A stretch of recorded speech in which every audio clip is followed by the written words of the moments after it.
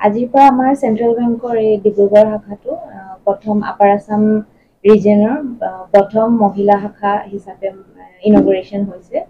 তো এতিয়াৰ পৰা ইয়াত যিসকল সকলো ব্ৰাঞ্চটোৱে তাৰমানে সকলো ষ্টাফ মহিলাৰ দ্বাৰাই পৰিচালিত হ'ব। ব্ৰাঞ্চ মেনেজাৰে হওক বা বেলেগ ষ্টাফে হওক। তো প্ৰথম ইনিচিয়েটিভ লৈছে central bank of India upper আছামত।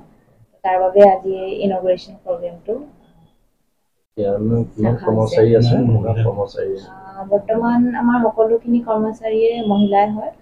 তো আপোনাৰ টোটেল আমাৰ 9জন আছে কৰ্মচাৰী, মহিলা কৰ্মচাৰী। যেহেতু মেম মহিলাৰ দ্বাৰা পৰিচালিত হ'ব, গতিকে ইয়াত চিকিউৰিটি ৰিজনটো কেনেধৰণে চিকিউৰিটি গাৰ্ডজন আপোনাৰ জেন্টছ হয়। চিকিউৰিটি গাৰ্ড আছে। অকল চিকিউৰিটি গাৰ্ডৰ বাহিৰে বাকী যিখিনি আপোনাৰ ৱৰ্কিং এমপ্লয়ী সকলোখিনি মহিলা।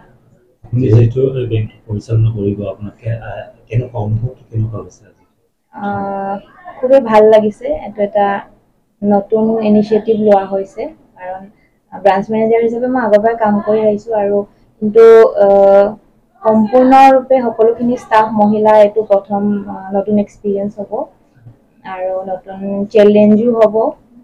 তো আশা কৰিছোঁ আমি সকলোৱে মিলি ভালদৰে কামখিনি কৰিব পাৰিম। যেহেতু মহিলা দ্বাৰাই এইটো পৰিচালিত হ'ব বেংকটো, মহিলাসকলৰ বিশেষ অফাৰ থাকিব নেকি তেনেকুৱা গ্ৰাহকসকলৰ কাৰণে?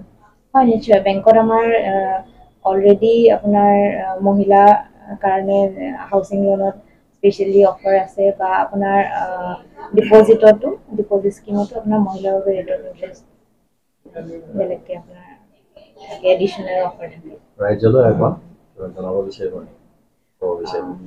হয়, এইটো মই এইটোৱে ক'ব বিচাৰিম যে আপোনাৰ চেন্ট্ৰেল বেংক অফ ইণ্ডিয়াৰ এইটো এটা ইনিচিয়েটিভ লৈছে যে সকলো মহিলাৰ ওমেন এম্পাৱাৰমেণ্টৰ কাৰণে, আৰু আমি সকলোৱে মিলি বেংকাৰ আৰু কাষ্টমাৰ সকলো মিলি আমি এনেকৈ আগবাঢ়ি যাম বুলি, আৰু ওমেন এম্পাৱাৰমেণ্টক আমি যিটো একচুৱেল মিনিংটো আমি ফুলফিল কৰিব পাৰিম বুলি আশা কৰিছোঁ।